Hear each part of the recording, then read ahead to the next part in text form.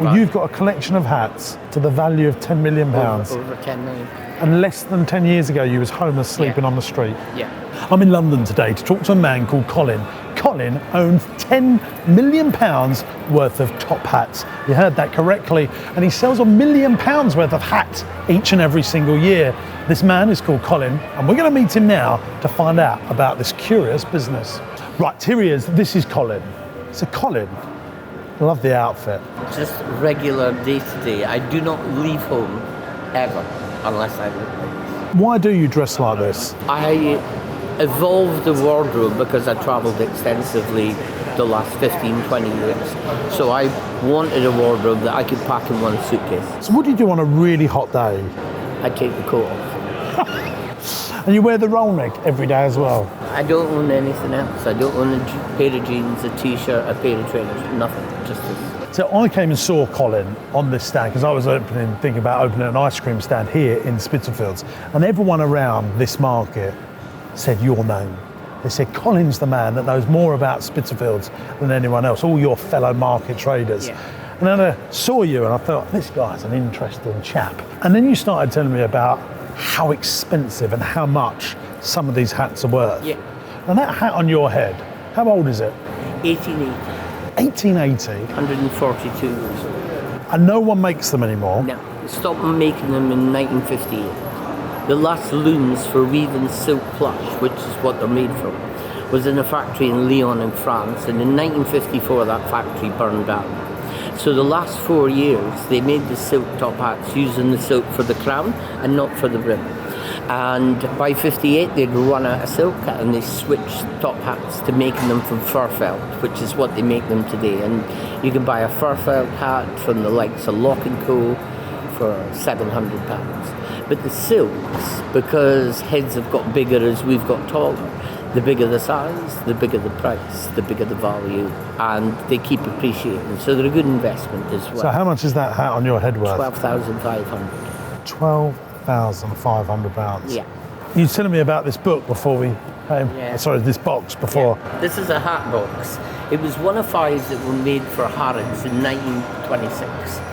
It's the only one known to be in existence today because the others have been destroyed. If you can imagine, 4 years' time will be the 100th anniversary of this hat box. Now that hat box would set you back £12,750 if you wanted to purchase it. And if you're leaning on the box, you automatically buy it.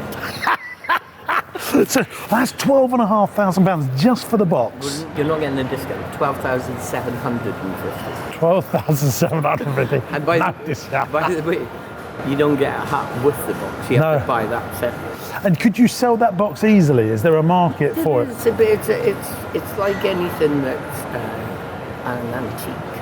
It's got a value, but only to a select bunch of people who are interested in that value. This hat dates back to 1901. Now this one would fit you. And did you notice that you try it, you buy it? So, because this one is 25,000. But why is it 25,000 English pounds? The size is key.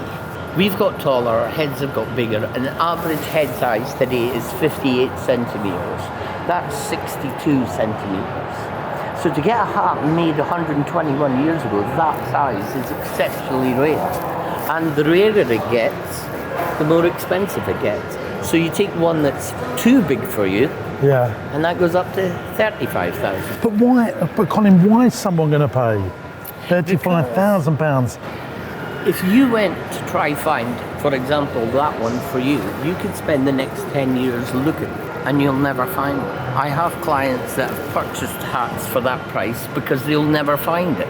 It's so exceptionally rare. But people that collect these, how many would they have? Well, the majority of people buy them to wear them and buy them as an investment. Wear them? Yeah. But you're the only person that I've ever come across that... You move in the wrong circles. You need to step up. So do you generally hang around with people that wear top hats? Well, I've got friends that do wear top hats, but they wear them on occasion. When they come to get rid of it in 30 years' time, they're going to get double the money they paid for it now. Yeah. But on here, like, you've got what? I mean, you've got like £500,000 worth of hats. Yeah. Here. Yeah. But you're here 7 days a week. Yeah. So what time do you get here? 9:30. It's not too early, it's not too late. And it's not like work. If you have a passion for something, Yeah. it's not work. And every day you sell a hat. I sell 20,000 hats a year here, 400 or 500 a week.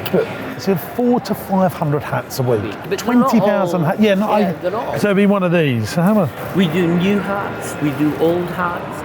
These are individually priced, that's only 90. You can get hats here for 20, 30, 40, 50 pounds, but they're by size. How does a man get into hats? What made you you get into dress hats? like me and end up homeless and end up using the top hat as a pillow. And then you walk about the streets of London for 6 months trying to work out where you're going to go. So and it's it religious. dawns on you So, that you what can do you mean? start a business because of the way you look. Because people always ask you, where did you get the hat from? And then it dawns on you, well, why don't I get the hats? Look, I mean, you were homeless. Yeah, 2013. How did you become homeless? I lost everything. Business deal went all wrong. I won't bore you with the details, but in January 2013, I had 76 pence in my pocket. On the 25th of May 2013, it was pouring rain, Buckingham Palace Road. I was in a doorway, and two people from a charity called Outreach approached me, asking if I'd like some help. And I accepted. And from there, I got in touch with a charity called No Second Night Out. Through them, I raised enough money to get 6 hats. Oh, wow. I met a guy down the market here who was selling antique clothes. He let me go on the corner of his stall to sell the 6. I sold the 6, I bought 20 odd. I sold the 20 odd, I bought 40 odd. I sold them, I bought 100. I sold 100, I bought 200. And within a year, I was selling 20,000 hats a year. And are you in a comfortable position now? Yeah. You have a nice life? Yeah. I built up a collection of silk top hats that's probably, and being acknowledged, as one of the largest collections of silk top hats in the world. I have over 1,000, and they're worth in excess of £10 million. Well, you've got a collection of hats to the value of £10 million. Over 10 million. And less than 10 years ago, you was homeless, sleeping on the street. Yeah. So you was homeless dressed like this? I used the top hat as a pillow. But when I went to the job centre, basically, to sign on, which I'd never done before in 58 and never signed on in my life, I explained to them the idea that if I could raise enough money to get a few hats, I would start a hat business. The condition was that I had to give them an idea of how long it would take before I would no longer sign on. And it took me 3 weeks. And do you own your own house now? I would never buy another property. That was one of the things I learned about being homeless, was the material things in life don't really matter. Says the man that's got £10 million worth of hats. And this is the two parts, the two sides to the coin. First of all, I realised that when you're homeless, when you walk about, you've got no worries. You don't have mortgage, you don't have credit card bills, you've got nothing. Yeah. And nothing really matters because they can't bury you with anything. So what you forgot. But the other side of the coin is now the things I do have, I appreciate more.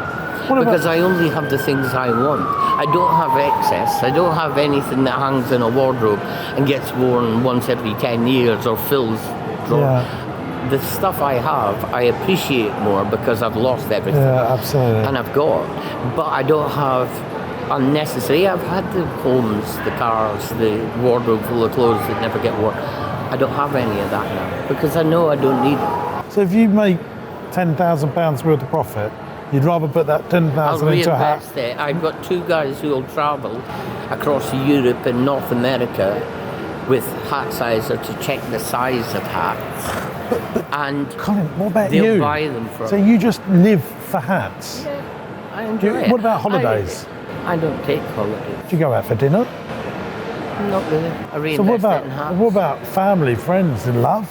You in love if you've got a wife? No, I've got an ex-wife. I've got 3 great children. I see them a lot. I keep in touch. I've got 6 great grandchildren. I look after that side of things. But I have a hat business, and that's what I do. And not to be morbid, but when you pass on and go to the next life, what happens to your hat business? Well, I can pass it on. I could sell it as a growing entity. I can gift it to the kids, the grandkids. They can sell it all. I've got people that would buy the whole collection off me because it's so rare. So you're here in one of the most famous markets in the world, Spitalfields. How do you, I mean, I don't know, there's not lots of people around, there's not loads of passing trade. I appreciate it's towards the end of the day. Yeah. But are you relying on people passing by, or are you getting unique customers to you? Combination of, I get people that will come specifically because they know what we do, and there's not that many retailers sell original silk top hats. Yeah. But then I'll get tourists and city workers pass, throw by a fedora, a trilby. You might get people going to an event like Goodwood Revival's coming up in the next couple of weeks. You get people wanting to dress up for that, they'll get a hat for it. But like, if you go on the tube, do you feel people are staring at you? I'm oblivious, I don't care. I'm happy in myself, so I'm happy. I do get people to take photos, some people will ask questions. Do you like it? Children will say, hey, it doesn't fuss me either way, you know, I mean. Do you feel like you've got an ego? Not really, not really. Do you like to be known as a unique individual? I do like to be an expert in what I do. Yeah. And I learned the complete history of every hat, the quirkiness about hats and that. I could bore you with the amount of I'm sure you could. I could tell you about a trilby, a fedora, a top hat, a bowler hat, and quirky facts about hats. But if you're going to have a business, why not be the best in the world at your business? How much do you make a year? Difficult ballpark, because I tend to spend it on hats as I make it, so I don't count it. I live comfortably, put it down. If you're selling 20,000 hats a year, you've got to be doing £500,000 on this stand a year. Oh, easy. £1 million a year? Yeah, it would be. I mean, if you take it all the various aspects of the business, you would be looking at a significant amount of money. But remember, I'm not actually you're selling over £1 million worth of hats on a market stall. You haven't even got a shop. Do you sell anything on the internet? We don't trade on the internet. We don't even have a website. So they've got to come here It's the only way we would trade. Part of the reason behind that is you don't know your head size. You can ask 99.9% of people in this world what the head size is. They'll know their waist, their chest, their shoes. Nobody knows their heads. And if you've got a £35,000 hat, you don't want to be shipping it back and forth.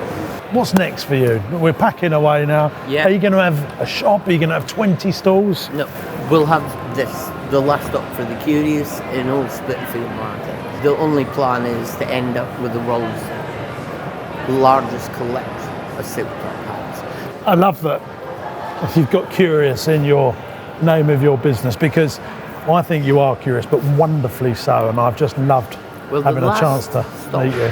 For the curious comes from the fact that everywhere I go, my friends always joke that I am the last stop for the curious, because they're the ones that get asked by everybody else, why is he dressed like that? I never have to answer it, they all do. So they joke, I am the last stop for the curious, and that's why we call the business. Thank you, sir. Stay lucky. Pleasure. And what a wonderful story, like coming from homeless and everything. As well. I read about yours, and you've done a fantastic job. Thanks, mate. Cheers.